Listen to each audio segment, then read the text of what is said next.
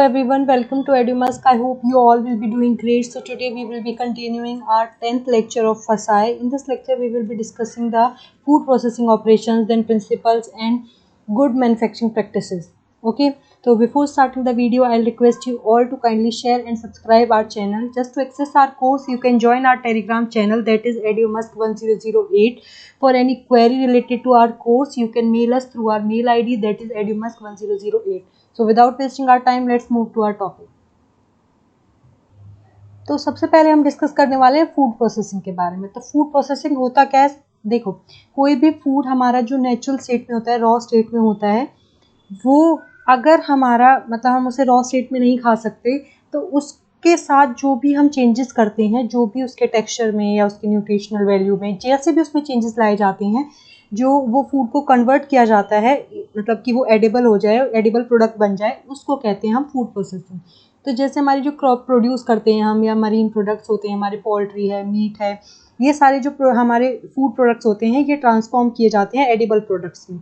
ठीक है, तो इसी को ही फूड प्रोसेसिंग कहा जाता है। तो फूड प्रोसेसिंग होती है दो तरीके से। तो पहला क्या है? Primary processing, second is secondary processing. Primary processing क्या होती है? जिसमें हमारा रॉ मटेरियल जो होता है, जो रॉ मटेरियल ऑफ फूड होता है, वो चेंज होता है फूड कमोडिटी में। जैसे व्हीट ग्रेन है ना, अनाज है हमारा, गेहूँ, तो उसको हम टर्न करते हैं, जो आटा बनता है हमारा, है ना, व्हीट फ्लोर जो बनता है उसमें। तो वो क्या हो गया? एक प्राइमरी प्रोसेसिंग होती है हमारी।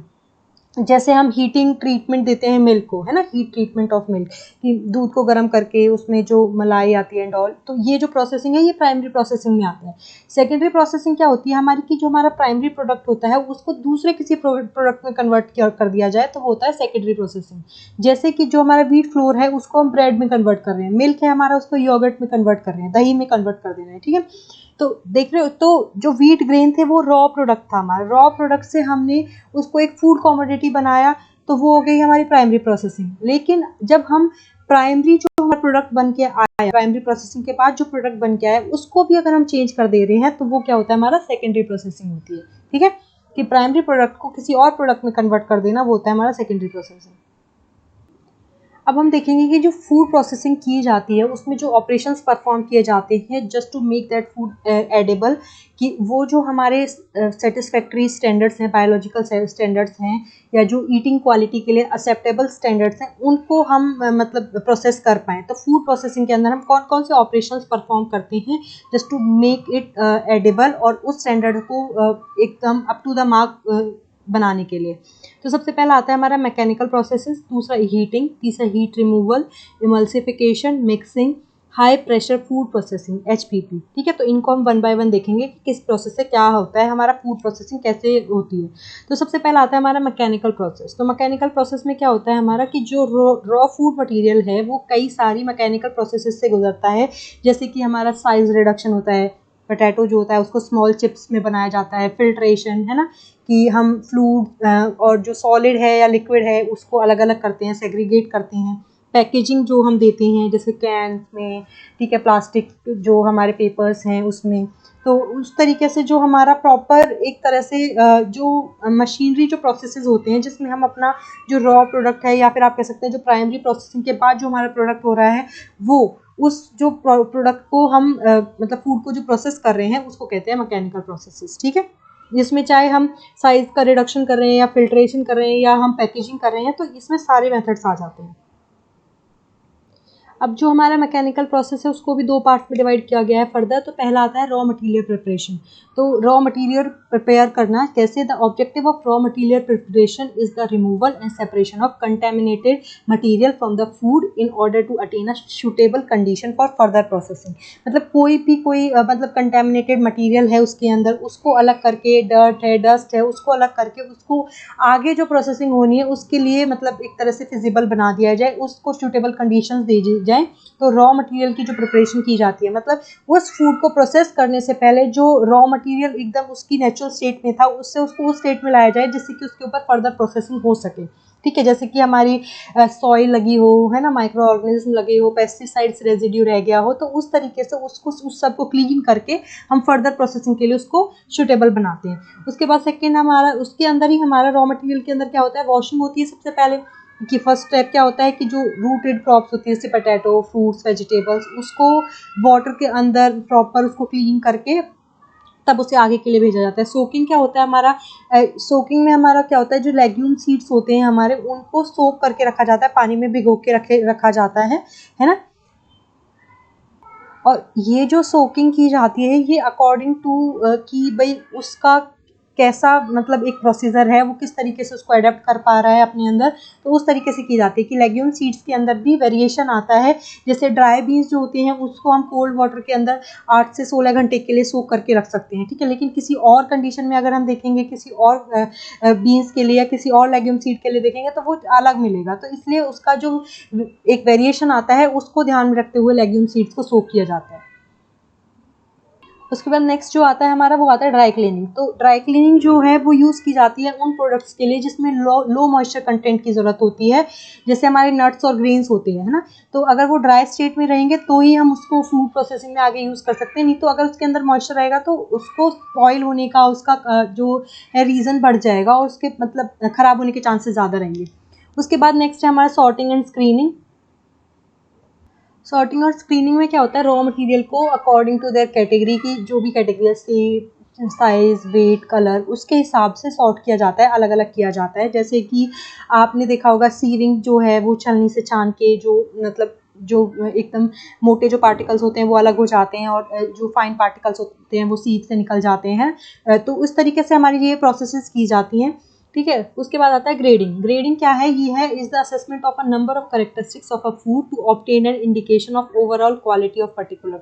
मतलब ग्रेडिंग करना, उसको असेसमेंट देना कि इसकी कैरेक्टरिस्टिक्स कैसी है इस फूड की और वो किस तरीके की क्वालिटी जो है उस फूड के अंदर है, उसको इंडिकेट करने के लिए उसको ग्रेडिंग दी जाती है, उसको असेसमेंट प्रोवाइड की जाती है उसकी कैरेक्टरिस्टिक्स को देख के। उसके बाद आता है हमारा ट्रिमिंग। ट्रिमिंग क्या होता है कि जो इनएडिबल पार्ट होता है हमारा उसको रिमूव कर दिया जाता है बाय कटिंग दैट पार्ट जो हमारे लिए इनएडिबल है, ठीक है। उसके बाद पीलिंग क्या होता है, पीलिंग होता है हमारा कि जो आप ये लगा लीजिए कि ऊपरी जो पार्ट होता है हमारा, ऊपरी जो लेयर होती है किसी भी फ्रूट या वेजिटेबल की या किसी भी फूड प्रोडक्ट की, उसको हटा दिया जाता है by the application of steam, hot water और हीटेड एयर, है ना। उसको पील कर दिया जाता है, उसको निकाल दिया जाता है, मतलब छिलका उतार देने एक तरह से पीलिंग करना। नेक्स्ट हमारी प्रोसेस होती है फॉर्मिंग, मोल्डिंग एंड एक्सट्रूशन। तो ये जो है हमारी फॉर्मिंग, मोल्डिंग और एक्सट्रूडिंग ये अप्लाई होती है हमारी जनरली जो बेक्ड वाले प्रोडक्ट होते हैं ना हमारे बेकरी में जो बनते हैं, कन्फेक्शनरी में, जैसे ब्रेड, बिस्किट, चीज़, पाइज, ये सब, है ना। तो ये जो प्रोडक्ट्स होते हैं इन पे ये जो स्टेजेस हैं ये अप्लाई की जाती है। कैसे, जैसे जो मटेरियल होता है हमारा वो विस्कस फॉर्म में होता है, ना सॉलिड ना लिक्विड, और उसको एक अप्रोप्रिएट मोल्ड में रखा जाता है जिसके जब वो उसको मतलब उस प्रोसेस से गुजरता है और वो सूखता है एक तरह से, है ना, सॉलिडिफाई हो जाता है, तो वो एक अपनी शेप ले लेता है, ठीक है। एक्सट्रूशन क्या होता है, एक्सट्रूशन की जो स्टेज है वो है कि जब हम फूड प्रोसेसिंग करते हैं तो जैसे जो हम पास्ता बना रहे हैं या फिर जो स्पैगेटी बनाते हैं, तो हमारी जो शेप्स होती हैं वो शेप्स जो क्रिएट की जाती हैं वो एक्सट्रूशन की प्रोसेस से की जाती हैं, ठीक है। उनको मतलब किसी भी प्रोडक्ट को एक रिक्वायर्ड शेप देना वो हमारा एक्सट्रूशन होता है, क्लियर। उसके बाद हमारा जो नेक्स्ट आता है वो आता है हमारा हीटिंग। रॉ मटेरियल के प्रिपरेशन के बाद हीटिंग सेकंड स्टेज आती है। हीटिंग क्यों की जाती है, हीटिंग क्यों यूज़ की जाती है हमारी फूड प्रोसेसिंग के लिए, फूड की जो एक टेस्ट है उसका जो एक फ्लेवर है उसको बढ़ाने के लिए। Heating also provide a rapid means of removing moisture. Heating क्या है, जो मॉइस्चर होता है उसको भी रिमूव करता है और बहुत सारे फिजिकल और केमिकल चेंजेस प्रोड्यूस करता है। जो फूड प्रोडक्ट है उसके अंदर, जो भी हम फूड प्रोसेसिंग कर रहे हैं उसके अंदर जिस भी प्रोडक्ट के लिए हमें हीटिंग की ज़रूरत है, तो हीटिंग से हमारे एक तो फूड का जो टेस्ट है या उसका जो फ्लेवर है वो बढ़ता है, दूसरा उसके अंदर जो मॉइस्चर होता है वो रिड्यूस हो जाता है, वो बहुत हद तक रिमूव हो जाता है और बहुत सारे फिजिकल और केमिकल चेंजेस आते हैं उसको प्रोड्यूस करते टाइम। उसको फूड जो नेचुरल स्टेट में था या जो रॉ स्टेट में हमारा फूड या थोड़ा बहुत प्राइमरी स्टेज को पार कर चुका है प्रोसेसिंग का, उसके बाद जो उसकी प्रोसेसिंग हो रही है उसमें वो बहुत हद तक बहुत सारे चेंजेस लाता है। अब हीटिंग के अंदर हमारी आती है ब्लांचिंग। सबसे पहली जो एक स्टेज है फूड प्रोसेसिंग के अंदर, एक स्टेप जो है वो है ब्लांचिंग। ब्लांचिंग क्या होता है हमारा कि जो वेजिटेबल या फिर जो फ्रूट्स है या फूड है हमारा, उस प्रोसेसिंग के टाइम पे उसको कुछ टाइम के लिए गर्म पानी में रखना, वो हॉट वाटर में रखना 80 डिग्री टू 100 डिग्री सेल्सियस पे।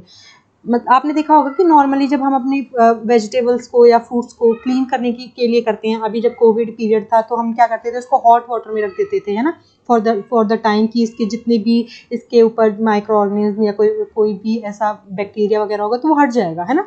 तो इसके लिए हम क्या करते थे, उसको हॉट वाटर में रखते थे। तो यही एक स्टेप है जो फूड प्रोसेसिंग के टाइम पे उठाया जाता है, ब्लांचिंग। उसमें क्या करते हैं, हॉट वाटर के अंदर हमारा जो फ्रूट और वेजिटेबल है उसको डाल के रखते हैं फॉर अ टाइम, कुछ टाइम के लिए, ठीक है। उसके बाद आता है हमारा एवापोरेशन। एवापोरेशन तो आपको पता ही है कि मतलब नॉर्मल जो स्टेट होती है हमारी। तो एवापोरेशन में हम क्या करते हैं कि हमारा जो पानी है, एक्स्ट्रा जो पानी होता है उसको हम हटाने की कोशिश करते हैं बाय बॉइलिंग दैट लिक्विड। मतलब कोई भी लिक्विड है तो उसको बॉईल करके उसका जो लिक्विड कंटेंट है उसको हटाने की कोशिश करते हैं। तो यही है कि इसमें partial removal of water from liquid food by boiling, कि हम बॉईल कर रहे हैं पानी को और उससे मतलब जो भी हमारा फूड है, सॉरी लिक्विड जो फूड है उससे हम क्या है, उसका जो वाटर कंटेंट है उसको हटाने की कोशिश कर रहे हैं जिससे वो प्री कंसनट्रेटेड हो पाए, उसके अंदर जो सॉलिड कंटेंट है वो उसकी जो कंसनट्रेशन है वो बढ़ पाए और जो फूड का जो कलर है वो भी चेंज हो। तो ये जो प्रोसेसेस हम यूज़ करते हैं ये जनरली यूज़ करते हैं milk, starch, coffee, fruit juices, vegetable paste, sausage और या फिर शुगर की प्रोसेसिंग जो होती है हमारी, इन सब के फूड प्रोसेसिंग के टाइम पे हम क्या करते हैं, इवेपोरेशन की जो प्रोसेस है उसको यूज़ करते हैं हीटिंग के अंदर, ठीक है। उसके बाद नेक्स्ट हमारा आता है पास्चराइजेशन एंड यूएसटी। यूएसटी क्या है हमारा, अल्ट्रा हाई टेम्परेचर। तो इन पास्चराइजेशन हमें पता है ना क्या करते हैं हम, कि एक हीटिंग टेम्परेचर जो 100 डिग्री सेल्सियस से नीचे है उसको हम अप्लाई करते हैं। मतलब एक ऐसे टेम्परेचर पे हम अपना जो लिक्विड है उसको बॉईल करवाते हैं जो 100 डिग्री सेल्सियस से नीचे अप्लाई करके एक हीटिंग टेम्परेचर। उससे क्या होता है कि हमारा जो रिडक्शन हो जाता है, पार्शियल रिडक्शन हो जाता है एंजाइम्स और बैक्टीरियल एक्टिविटीज़ का, जिससे कि जो लिमिटेड शेल्फ लाइफ थी वो उस प्रोडक्ट की कहीं ना कहीं बढ़ जाती है, ठीक है। और उसके बाद नेक्स्ट क्या आता है हमारा, ultra high temperature processing usage अ टेम्परेचर एक्सीडिंग 135 डिग्री सेल्सियस। जो 135 डिग्री सेल्सियस से ज़्यादा पे हम टेम्परेचर जो रख रहे हैं फूड प्रोसेसिंग के टाइम पे उसको कहते हैं अल्ट्रा हाई टेम्परेचर, ठीक है। और वो हम बहुत छोटे टाइम के लिए रखते हैं, ऐसा नहीं कि हम बहुत लंबे टाइम के लिए हम ऐसा हाई टेम्परेचर रख रहे हैं 135 डिग्री सेल्सियस से ज़्यादा का। फॉर अ शॉर्ट टाइम हम क्या करते हैं 135 डिग्री सेल्सियस से ज़्यादा का टेम्परेचर रखते हैं फूड को प्रोसेस करने के लिए। और ये जो हमारा टेम्परेचर है या फिर ये जो हमारी प्रोसेस है अल्ट्रा हाई टेम्परेचर प्रोसेसिंग जो है हमारी, ये यूज़ की जाती है लो विस्कोसिटी लिक्विड प्रोडक्ट्स के ऊपर। जिनकी विस्कोसिटी कम होती है उन पे हमारा, उन लिक्विड प्रोडक्ट्स पे हम ultra high temperature food processing use करते हैं, ठीक है। पॉस्चराइजेशन तो आपको पता ही होगा किस पे यूज़ किया जाता है, हमारा मिल्क पे यूज़ किया जाता है जनरली, है ना, उसकी शेल्फ लाइफ को थोड़ा सा बढ़ाने के लिए। अगला स्टेप जो हम हीटिंग में यूज़ करते हैं वो है हमारा हॉट एयर। तो हॉट एयर जो है वो क्या है, बेकिंग और रोस्टिंग की जो फॉर्म्स हैं वो एक हॉट एयर हीटिंग के अंदर इन्वॉल्व की जाती हैं हमारी। और वो जो हीट ट्रांसफ़र किया जाता है वो है कन्वेक्टिव और रेडिएक्टिव, दोनों तरीके से होता है। तो हमारा बेकिंग के अंदर जो हम हॉट एयर हीटिंग एक्टिविटी जो यूज़ कर रहे हैं फूड प्रोसेसिंग के लिए, वो क्यों की जाती है, just to improve the eating quality. किस तरीके से कि हम उसका टेस्ट और टेक्सचर जो है फूड का उसको इम्प्रूव करना चाह रहे हैं। बेक प्रोडक्ट्स आपको पता है जैसे पाइज़ है, पिज़्ज़ाज़ है, स्नैक्स फूड जो है हमारे जो हम खाते हैं, ठीक है, वो सारे हमारे बेक होते हैं। उसके बाद रोस्टिंग का जो पर्पस होता है वो होता है कि हम जो हमारा फूड प्रोडक्ट है उसको बहुत हद तक ड्राई कर पाएँ और उसके अंदर एक अरोमा क्रिएट कर पाएँ, उसके अंदर जो खुशबू है उसको एक तरह से एनहेंस कर पाएँ, इम्प्रूव कर पाएँ, और जो फूड प्रोडक्ट्स का स्ट्रक्चर जो है उसको भी एक तरीके से सेटअप कर पाएँ, ठीक है। टिपिकल रोस्टेड प्रोडक्ट्स जो हैं हमारे, जैसे कॉफ़ी है, सीरियल्स हैं, नट्स हैं, ठीक है, फ्रूट्स हैं, तो ये सारे हमारे क्या हैं, रोस्टेड, टिपिकली रोस्टेड प्रोडक्ट्स होते हैं, हमारे रोस्ट किए जाते हैं। अब हमारा आता है, पहले हमने देख लिया रॉ जो मटेरियल प्रिपरेशन था, उसके बाद हीटिंग देख लिया, उसके बाद थर्ड आता है हीट रिमूवल। अब जब हीटिंग हो गया उससे हमारे कुछ मतलब नेगेटिव इम्पैक्ट पड़ सकता है हमारे फूड प्रोसेसिंग के ऊपर, तो इसलिए हम हीट रिमूवल भी चाहते हैं। तो हीट रिमूवल में सबसे पहला स्टेप होता है कूलिंग और चिलिंग। तो कूलिंग और चिलिंग का पर्पस क्या होता है कि जो भी, जब हम फूड प्रोसेसिंग कर रहे थे हीटिंग के थ्रू जब हमारे फूड प्रोसेसिंग हो रहा था, तो उसमें कुछ जो हमारा रेट था, बायोकेमिकल और माइक्रो बायोलॉजिकल जो चेंजेस हो रहे थे वो शायद हायर रेट पे हो रहे थे। तो उस रेट को चेंज करने के लिए, उसमें रिडक्शन लाने के लिए हम क्या करते हैं, कूलिंग और चिलिंग जो है वो उन स्टेजेस पे एक तरह से फॉलो अप करके लाते हैं। मतलब हम इन स्टेजेस को अपना एक्सेप्ट करते हैं, अडॉप्ट करते हैं। क्यों? जिससे कि हमारी जो फ्रेश और प्रोसेस्ड फूड है उसकी जो शेल्फ लाइफ है वो बढ़ सके।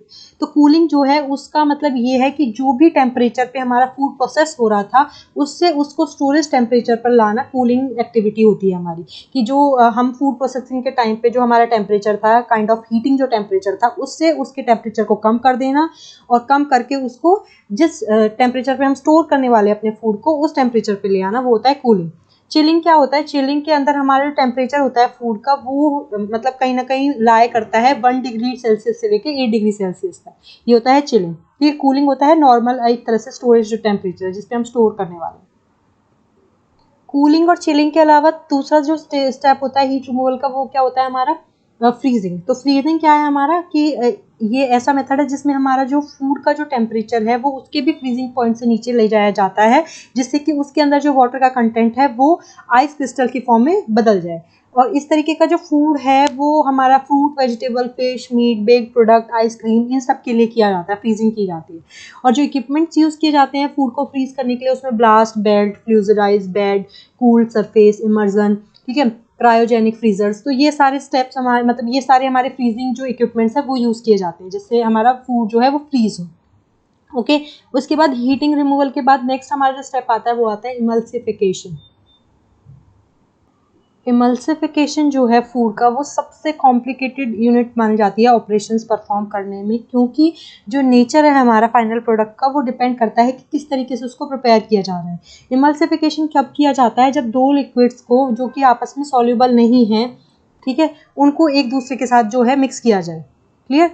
विच are not soluble in one another are disperse into fine droplets within each other. कि उनके जो फाइन ड्रॉपलेट्स है उनके साथ उनको डिस्पर्स किया जा रहा है, उनको डिस्ट्रीब्यूट किया जा रहा है आपस में। जैसे पहला आता है वाटर इन ऑयल इमल्शन। जैसे बटर है हमारा, बटर के अंदर हम कुछ ड्रॉपलेट्स ऑफ वाटर जो है जिसके अंदर हमारे सॉल्ट, लैक्टोज, लैक्टिक एसिड जो है वो डिस्पर्स किए जाते हैं through out the butter fat और ऑयल फेज। ठीक है, मतलब बटर के अंदर हमारे पानी की कुछ ड्रॉपलेट जिसके अंदर के हमारे सॉल्ट, लैक्टोज और लैक्टिक एसिड होता है वो डिस्पर्स किया जाता है throughout the butter fat. दूसरा क्या है? Oil in water emulsion such as mayonnaise. जैसे मेयोनीज है हमारी, मेयोनीज में क्या होता है हमारा? ज़्यादा क्वांटिटी हमारी वाटर की होती है लेकिन उसमें माइन्यूट ड्रॉपलेट्स किसकी होती है? वेजिटेबल ऑयल्स की होती है, जो कि एक्वस सॉल्यूशन जो होता है विनेगर का उसमें हमारा जो कुछ ड्रॉपलेट जो है वो वेजिटेबल ऑयल की डाली जाती है। माइन्यूस को बनाते टाइम, मेयोनीज को बनाते टाइम हमारा क्या होता है? एक्वस सॉल्यूशन ऑफ विनेगर के अंदर कुछ ड्रॉपलेट्स हमारी वेजिटेबल ऑयल की डाली जाती है। क्लियर? नेक्स्ट स्टेप जो होता है हमारा फूड प्रोसेसिंग में वो होता है मिक्सिंग। तो मिक्सिंग जो है वो मोस्ट कॉमन हमारा एक ऑपरेशन है फूड इंडस्ट्री के अंदर कि हम मिक्सिंग करते हैं। तो मिक्सिंग जो है हमारी वो डिपेंड करती है कि किस तरीके से हो रही है। कि कई बार सॉलिड और लिक्विड का होता है, सॉलिड सॉलिड का होता है, ठीक है, लिक्विड गैस का होता है, सॉलिड लिक्विड का मिक्सिंग होती है ना। तो ये हमारा किस तरीके से हम जो ये ऑपरेशन है वो परफॉर्म करते हैं। जैसे सॉलिड सॉलिड मिक्सिंग होती है, use for mix feed, blends of T and coffee, dried soup, cake mixes, custard, ice cream. तो इसके अंदर हमारा क्या है? सॉलिड के अंदर सॉलिड मिक्स किया जाता है। ठीक है, सॉलिड लिक्विड मिक्सिंग में क्या होता है? जैसे कैंड प्रोडक्ट जो होते हैं हमारे, डो जो होते हैं, डेयरी प्रोडक्ट्स जो होते हैं हमारे, ठीक है, तो इनके अंदर हमारे क्या है? जो सॉलिड और लिक्विड मिक्सिंग होती है, मतलब सॉलिड के अंदर लिक्विड मिक्स किया जा रहा है, लिक्विड के अंदर सॉलिड मिक्स किया जा रहा है। लिक्विड गैस का आपको पता है एक एग्जांपल कि जब हम आइसक्रीम बनाते हैं तो ठीक है, और एक हम जब कोल्ड ड्रिंक्स बना रहे हैं तो उसके अंदर भी हमारी गैस मिक्स की जाती है। ठीक है, जैसे हम अपना जो पैकेजिंग करते हैं उसके टाइम पे भी हम गैसेस फिल करते हैं। तो इट डिपेंड्स कि हम किस तरीके से मिक्सिंग कर रहे हैं, किस तरीके का प्रोसेस हम यूज़ कर रहे हैं। ठीक है, तो इसमें हमारा क्या होता है? लिक्विड और गैस की मिक्सिंग होती है थर्ड से। Regardless of the shape or size of the mixture, its design features must ensure hygienic and safe operation, as well as provide for in-place cleaning. मतलब जो हमारा प्रोसेसिंग है, चाहे हमारा कैसा ही मिक्सिंग हो रही है, शेप और साइज को ना ध्यान में रखते हुए हमारा जो मेन एजेंडा होना चाहिए या मेन हमें जिस चीज़ पे फोकस करना चाहिए वो होना चाहिए हाइजीन और सेफ्टी हमारी। कि हम जब उस ऑपरेशन को परफॉर्म करें, मिक्सिंग ऑपरेशन को परफॉर्म करें, तो हमारा प्रॉपर हाइजीन और जो सेफ्टी मेजर्स हैं उनको फॉलो अप किया जाए। लास्ट स्टेप जो अगर आप मान सकते हैं या फिर जो एक तरीका और हमारा फूड प्रोसेसिंग में यूज़ किया जाता है वो कौन सा होता है? हमारा high pressure food processing, HPP। तो हाई प्रेशर फूड प्रोसेसिंग जो है हमारा वो यूज़ किया जाता है just to inactivates harmful pathogens और वेजिटेटिव स्पॉइलेज माइक्रो ऑर्गेनिज्म जो होते हैं उनको हटाने के लिए हम क्या करते हैं? कि हम प्रेशर देते हैं रेदर देन हीट, मतलब हीट के बजाय हम प्रेशर एक्सर्ट करते हैं किसी भी फूड पे, जो हमारा फूड हमें प्रोसेस करना है उसमें हम प्रेशर एक्सर्ट करते हैं then that of giving them heat. ठीक है, एचपीपी यूटिलाइज इंटेंस प्रेशर, इसमें मतलब बहुत ज़्यादा प्रेशर यूज़ किया जाता है एट चिल्ड और माइल्ड प्रोसेसर टेम्परेचर। मतलब क्या है कि एकदम चिल्ड या फिर माइल्ड प्रोसेस टेम्परेचर, मतलब कि जो टेम्परेचर है हमारा 45 डिग्री सेल्सियस से कम ही रहता है। And allowing most food to be preserve with minimal effect on taste, texture, appearance और न्यूट्रिशनल वैल्यू। और ये जो फूड है ये मतलब जो भी जो टेस्ट है, टेक्सचर है, जो उसकी अपीयरेंस है या उसकी न्यूट्रिशनल वैल्यू है, उसको कहीं भी हार्म नहीं पहुंचाता, उसको एज इट इज़ प्रिजर्व रखता है, उस पर बहुत मिनिमल इफेक्ट पड़ता है। जो हमारा एचपीपी की जो प्रोसेस है, हमारी जो हाई प्रेशर फूड प्रोसेसिंग है, इसकी जो प्रोसेस है इसमें हमारा बहुत मिनिमल इफेक्ट पड़ता है टेस्ट, टेक्सचर, अपीयरेंस के ऊपर, कि उसके कोई वेरिएशन नहीं आता, उसकी जो नेचुरल है, जो नेचुरल स्टेज पे होता है वैसा ही उसका टेस्ट, टेक्सचर, अपीयरेंस और न्यूट्रिशनल वैल्यू रहती है। अब पर्पस जो है हमारा हाई प्रेशर को यूज़ करने का वो है कि हम हमारा जो नेचुरल जो वैल्यूज़ हैं, न्यूट्रिशनल वैल्यू या फिर हमारा टेस्ट, टेक्सचर है वो एज इट इज़ रहे और जो फूड की क्वालिटी है वो भी इम्प्रूव हो जाए। तो इसलिए हम हाई प्रेशर जो है फूड प्रोसेसिंग यूज़ करते हैं। जो कॉस्ट है हमारी प्रेशर प्रोसेस्ड फूड की वो करंटली ज़्यादा है then that of heat processed food. Even though pressure processing में हमारा क्या है, लेस एनर्जी कंज्यूम हो रही है, फिर भी प्रेशर प्रोसेस्ड फूड जो है वो ज़्यादा महंगे होते हैं then that of heat processed food. ठीक है, cost of reaching a pressure of 400 mega pascal is about the same as heating from only 20 degree to 25 degree Celsius. मतलब अगर हमें जो 400 मेगा पास्कल के अंदर जो हम प्रेशर दे रहे हैं फूड प्रोसेसिंग के अंदर, जो उस पर हमें कॉस्ट पड़ती है वो सेम होती है कि जितनी हम अपनी हीट पे लगा रहे हैं 20 डिग्री सेल्सियस से 25 डिग्री सेल्सियस तक टेम्परेचर पहुंचाने में। तो उसमें ज़्यादा इवन एनर्जी हमारी यूज़ हो रही है हीटिंग के अंदर then that of pressure process food, लेकिन फिर भी वो कॉस्टली है then that of heating process food. Next हमारा आता है प्रिंसिपल्स ऑफ फूड प्रोसेसिंग। तो प्रिंसिपल्स जो है फूड प्रोसेसिंग के, सबसे पहला है inhibit the growth and activity of micro organism. जो माइक्रो ऑर्गेनिज्म है उनको इनएक्टिव करना, उनकी ग्रोथ को रोकना। ठीक है, उनको जो है प्रोटेक्शन देना, हमारा जो फूड है उसको प्रोटेक्शन देना इंसेक्ट और रोडेंट्स से। उसके बाद हमारा आता है reducing temperature to minimise deterioration reaction. जो टेम्परेचर है उसको रिड्यूस करना जिससे कि हमारा जो रिएक्शंस जो हो रही हैं, जो फूड के अंदर रिएक्शंस होती हैं, नेचुरली जो प्रोसेसेस होती हैं उसको मिनिमाइज किया जा सके। जैसे कि उसको कोल्ड स्टोरेज फ्रीजिंग के अंदर रख के हम बहुत दिन तक चला सकते हैं।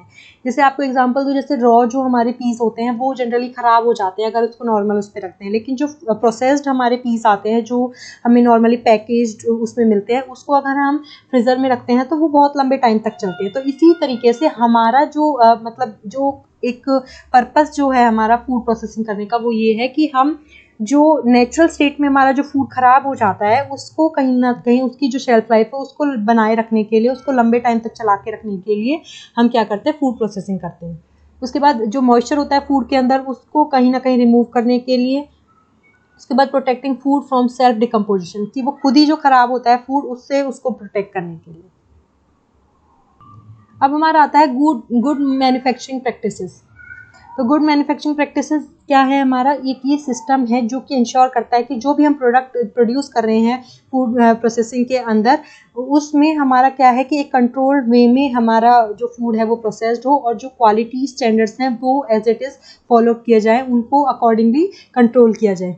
तो मेन ऑब्जेक्टिव जो है जीएमपी का वो ये है कि हम हाई क्वालिटी प्रोडक्ट जो है वो प्रोवाइड कर सकें कंज्यूमर को।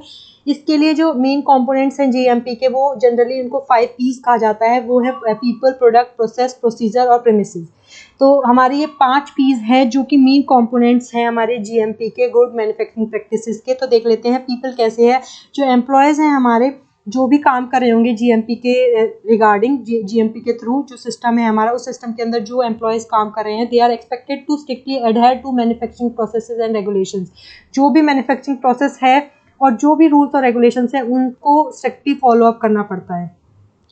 Assessing their performance help boost their productivity, efficiency and competency। उनकी परफॉर्मेंस को टाइमली एसेस करते रहना, उनको ग्रेडिंग करते रहना, उनकी जो प्रोडक्टिविटी है, उनकी एफिशिएंसी और जो कॉम्पिटिटिवनेस है उनके अंदर, उसको बनाए रखती है और उसको बूस्ट करती है। ठीक है। उसके बाद नेक्स्ट आता है हमारा प्रोडक्ट। जो जितने भी हमारे प्रोडक्ट हैं वो कांस्टेंट टेस्टिंग, कंपैरिजंस, जो क्वालिटी एश्योरेंस है उसके अंदर जाना चाहिए बिफोर डिस्ट्रीब्यूटिंग टू कंज्यूमर। मतलब कंज्यूमर तक पहुंचने से पहले उसकी टेस्टिंग होनी चाहिए, है ना, जो फूड टेस्टिंग होनी चाहिए, कंपेयर होना चाहिए, क्वालिटी चेक मिलना चाहिए उसको। तो स्टैंडर्ड्स जो हैं हमारे पैकेज, जो मतलब जो स्टैंडर्ड मेथड्स हैं फॉलो अप किए जाते हैं packaging, testing, allocating sample products, वो ही फॉलो अप होने चाहिए, ठीक है, वही फॉलो अप किए भी जाते हैं। उसके बाद हमारा आता है processes. Processes should be properly documented, clear, consistent and distributed to all employees. जो प्रोसेसेस है वो एक तरह से फाइनली हमारी होनी चाहिए, फाइनली एक तरह से वर्क करनी चाहिए कि डॉक्यूमेंटेशन होना चाहिए, क्लियर, कंसिस्टेंट काम होना चाहिए, और जो एम्प्लॉयज़ को काम दिया जाना चाहिए वो भी एकदम नीट एंड क्लीन वे में दिया जाना चाहिए कि भाई कोई भी हौश पौश ना हो, है ना, मतलब कोई भी ऐसा ना हो कि बहुत ही क्योस मच गया है, वैसा नहीं होना चाहिए। प्रोसेसेस जो होनी चाहिए वो एकदम क्लियर और कंसिस्टेंट होनी चाहिए। उस जो भी प्रोसेसेस फॉलो अप की जाती है उनका रेगुलर इवेल्युएशन होना चाहिए, और जो प्रोसेसेस जो फॉलो अप की जा रही हैं उनको प्रॉपर चेक करना चाहिए कि वो जो प्रोसेसेस हो रही हैं वो प्रॉपर हमारा जो स्टैंडर्ड है ऑर्गेनाइजेशन का उसको मीट करती हैं, ठीक है। इसके बाद आता है प्रोसीजर्स। प्रोसीजर क्या है? Is a set of guidelines for undertaking a critical process और part of a process to achieve a consistent result. जो भी हमें रिजल्ट चाहिए, जिस रिजल्ट के लिए हम वेट करते हैं, जो भी हमें फूड चाहिए होता है, जो कंज्यूमर तक पहुंचाना होता है, उसके लिए एक प्रॉपर सेट ऑफ गाइडलाइंस जो है वो फॉलो अप की जाए, एक क्रिटिकल प्रोसेस जो है वो फॉलो अप की जाए just to achieve the consistent result. जो रिजल्ट चाहिए उसको अचीव करने के लिए जो प्रॉपर सेट ऑफ गाइडलाइंस है वो फॉलो अप हो। कोई भी deviation than the standard procedure से कोई भी डेविएशन अगर आता है that should be reported immediately and investigated. कोई भी अगर ऐसा कुछ होता है कि जो हमारे स्टैंडर्ड्स को फॉलो अप नहीं करता वो प्रोसीजर, उसको तुरंत चेक करना चाहिए, उसमें क्या क्या प्रॉब्लम्स हैं उनको एक तरह से रिमूव करना चाहिए। प्रेमिसेस क्या है? Premises should promote cleanliness at all time to avoid cross contamination, accident और इवन फर्टिलिटीज़। मतलब हमारा क्या है कि जो प्रेमिसेस है हमारा वो हमेशा क्लीननेस को प्रमोट करना चाहिए, और जो भी कंटेमिनेशन है या कोई एक्सीडेंट्स हैं या फिर जो भी फैटल मतलब कोई भी बुरी चीज़ हो सकती है, कोई मतलब कोई डेंजर ऐसा हो सकता है, तो उस सबको अवॉइड करना चाहिए। अब हमारा जीएमपी जो है जिन प्रिंसिपल्स को फॉलो अप करता है वो है कि क्रिएट स्टैंडर्ड ऑपरेशन प्रोसीजर, मतलब स्टैंडर्ड ऑपरेशन प्रोसीजर्स को क्रिएट करना, ठीक है, एसओपीज कहते हैं हम इन शॉर्ट उसको। उसके बाद एनफोर्स करना, इम्प्लीमेंट करना है एसओपीज को, और वर्क इंस्ट्रक्शंस फॉलो अप करना, उनको वर्क इंस्ट्रक्शन देना। Maintain system facilities and equipments, जो सिस्टम है हमारा, फैसिलिटीज़ जो है, जो भी इक्विपमेंट्स है उनको मेंटेन करना। उसके बाद आता है हमारा develop job competence of workers. जो जॉब के अंदर जो वर्कर्स हमारे जो भी काम कर रहे हैं, जो भी एम्प्लॉयज़ हमारे काम कर रहे हैं, उनके अंदर एक कॉम्पिटिटिवनेस को जनरेट करना, उसको डेवलप करके रखना। प्रिवेंट कंटेमिनेशन थ्रू क्लीनिनेस, मतलब कि जो प्रेमिसेस है उसको एकदम क्लीन रखना, और जो कंटेमिनेशन है उसको बहुत हद तक अवॉइड करना। उसके बाद जो क्वालिटी है, मतलब क्वालिटी और इंटीग्रिटी जो है उसको वर्क प्लेस पे प्रायोरिटाइज करना, मतलब हमारा एक तरह से वही प्रायोरिटी होनी चाहिए कि क्वालिटी और इंटीग्रिटी, ठीक है, ये हमारी प्रायोरिटी है। मतलब ये प्रिंसिपल्स के अंदर, जीएमपी के अंदर जो उसकी प्रायोरिटी है वो उसकी क्वालिटी एश्योरेंस है और उसकी इंटीग्रिटी है। उसके बाद conduct GMP audits regularly. GMP के जितने भी मतलब एक तरह से रिकॉर्ड्स हैं, जो भी रिकॉर्ड्स तैयार किए जाते हैं उनको प्रॉपरली ऑडिट करना, रेगुलरली ऑडिट करना। डॉक्यूमेंट प्रोसीजर्स एंड प्रोसेसेस, जो डॉक्यूमेंट हैं हमारे, जो भी हमारी प्रोसेसेस फॉलो हो रही हैं, प्रोसीजर्स फॉलो हो रहे हैं, उनका डॉक्यूमेंटेशन करना है। जो भी मतलब जो भी प्रोसेस होती है, फूड प्रोसेसिंग हो रही है, उसके बाद जो प्रोसीजर्स फॉलो किए जा रहे हैं, जो भी सेट ऑफ गाइडलाइंस फॉलो की जा रही है, उनको प्रॉपरली डॉक्यूमेंटेड करना। Validate the effectiveness of SOPs, जो भी हमारे स्टैंडर्ड ऑपरेशन प्रोसीजर्स फॉलो किए जाते हैं उनका वैलिडेशन करना, उनको प्रॉपरली चेक करना, उनको इस तरीके से चेक करना कि उनकी जो इफेक्टिवनेस है वो बनी रहे। तो ये हमारे प्रिंसिपल्स हैं जीएमपी के। तो हमारा जो गुड मैन्युफैक्चरिंग प्रैक्टिसेस है वो इन प्रोसीजर्स को, इन प्रिंसिपल्स को फॉलो अप करता है just to maintain the proper मतलब हाइजीन आप लगा लीजिए, एक प्रॉपर हमारे जो सिस्टम है उसको मेंटेन करना, जो उसके एम्प्लॉयज़ हैं उनके अंदर कॉम्पिटिटिवनेस बना के रखना, इन सारी चीज़ों को फॉलो अप कराने के लिए जो प्रिंसिपल्स फॉलो अप किए जाते हैं जीएमपी के अंदर, ये सारे।